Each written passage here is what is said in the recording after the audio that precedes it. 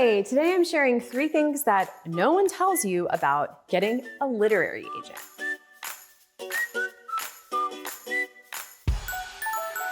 First, I'll cut to the chase. Yes, you need a literary agent, probably. There are 2 exceptions. 1, if you're self-publishing, you don't need a literary agent. And 2, if you're only pursuing small publishers that accept submissions directly from writers. And these smaller publishers will say on their website if they accept what they will call unrepresented submissions, or they'll just say we accept submissions directly from authors. But there aren't too many of these, and you're gonna need to seek them out. You'll also be limiting yourself to only those set of publishers. On rare occasions, big publishers will open up a small window of accepting submissions directly from writers. This is almost always in underrepresented groups, groups of people who are not typically published. But that's not very common, and it's only ever for a month or 2 here and there. And even in that case, I think having an agent is a good idea, just like having a lawyer in court is a good idea. An agent represents you and is a professional and is likely to get you a better deal through negotiating. For all of the major publishers in North America and in other English-speaking countries as well, you're gonna want to get a literary agent. So what is a literary agent? Well, a literary agent is the person who's going to send your book out to publishers and get you a book deal. It's like a matchmaker for your book. Think of it that way. And for me, getting an agent was the hardest part of my entire writing career. I tell you this to say, this is the uphill part. This is the part that takes months, sometimes even years. It comes with a lot of rejection, and it's where many writers give up. But once you get the agent, I promise it gets easier. Okay, this is the biggest hurdle. Now, how you get a literary agent, you wanna do it the right way, which is something I cover at length in another video. Click there to watch that one. In short, you're going to do the research, find literary agents who represent books like the one you've written, and email them, pitching your book, following the guidelines that they give you for emailing them, which they all put on their website. So it's pretty straightforward, although there is a right way to do it and a wrong way to do it, but I'm not gonna get into that here. But that's how it goes. Now I'm gonna share 3 things about literary agents though, that people seem most surprised by and that are important for you to know, okay? The first thing is that you don't pay them up front. If an agent wants you to pay them up front, that's sketchy. That's not standard, so I would be wary. The standard agreement is that an agent takes 15% of your revenue from the book deals that they negotiate for you. So that is going to include your advance and your royalties, which is typically how it's split up. You get an advance before the book comes out, and then if you make more than your advance and royalties, you start getting royalty checks after the book comes out. The agent is going to take 15% of all of that. They don't make money until you make money. It is a commission-based structure. For book deals outside of North America, for those of you watching in North America, so that would mean your foreign book contracts, your same agent will still represent you typically, but the standard commission is a little higher, just so you know. It's typically 20%. And this is because your agent is usually working with a co-agent abroad, and each of them is gonna take 10%.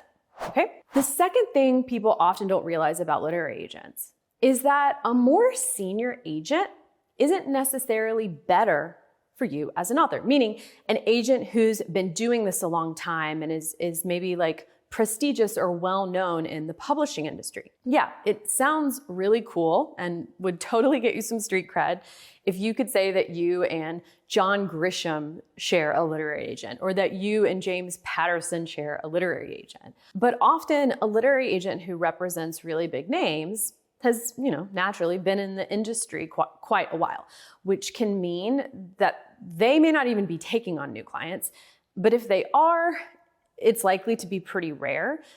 This is just totally speculation too. This is just me using common sense, but common sense wise, you might also reason that these agents are not going to be as hungry and eager as newer agents. I mean, if you're sitting pretty on John Grisham's royalties, why would you be really eager to sign, a new writer who's untested and who's no one has published before yet? And also, it's a misconception to think that just because an agent is newer or younger, they're not well connected or they don't have enough industry relationships. Because these newer agents are often at well-established agencies that themselves have relationships with publishers. Or they may be newer agents, but they've come from another part of the industry. Maybe they were an editor at a publishing house before, for example. So they know editors at their old publishing house and at other publishing houses. They already have those contacts. Or in my case, my agent was a literary agent abroad working in the UK, and she had recently come to the US. So she had lots of experience abroad and lots of foreign rights contacts. The point is, don't assume that a younger or a newer agent isn't the way to go and that you want to be pitching more senior agents as your top choice just because they've represented, the big names that are at the top of the New York Times bestseller list. I think it can often be the best way to go to pitch more junior agents or newer agents because they are actively building their client lists, and that's really good for you. All right, I have one more surprising thing about literary agents to share with you, but before I do, I just want to thank you for watching and tell you that as a 3-time published author and writing coach, I've created this channel to help you finish your book and to do it joyfully because writing doesn't have to be painful most of the time. It can be really fun. So be sure to like and subscribe because I don't want you to miss anything that I'm posting here. Okay, and the third thing people often don't realize about agents is that agents aren't just salespeople. They're not just there to sell your book. Of course, that's their primary focus. They're there to get you a good book deal and negotiate on your behalf. But a good agent is creatively minded too. Mine works with me on all of my books before we send them out. She gives me notes. She has brilliant ideas. She helps me make them better. And this is pretty common. I'm not an outlier in this way. Most of my friends have a similar relationship with their agents. I have heard of some cases of agents being pretty hands-off and really just being there to negotiate the deal itself, but that's a lot rarer than an agent who likes to be involved in the writing process with you. Okay, if you're thinking, wait, I'm gonna write this book, find an agent, and then have to revise it more before we send it out to publishers, yeah, that's what I'm saying. And that's probably what's gonna happen. It's what happened to me, and it's happened to pretty much every other author I'm friends with. But try not to think of this as a bad thing, okay? You're gonna be working on this book for a long time. You already know that. And just remember that when you're working with someone who really knows what they're doing, like literary agents do, it's only gonna make your book better. It's gonna make it a stronger draft, which is only good for you in every way. So in the best situation, your relationship with your literary agent is both a creative and a business partnership. It's one that's worth its weight in gold when you find the right person. So just trust me that it's worth the effort. You now know your agent is going to take 15% of what you make. But what is that? How much can you actually expect to make on your book? This is a question I get asked a lot, and it's a good question because there's very little data out there.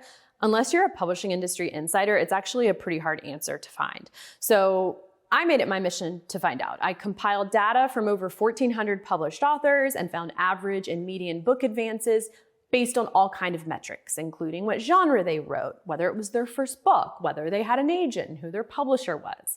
And I've put it all together in a free workshop, which you can watch right now. Just click the link below to find out everything you want to know about current book advances and what you can realistically expect to make on your book.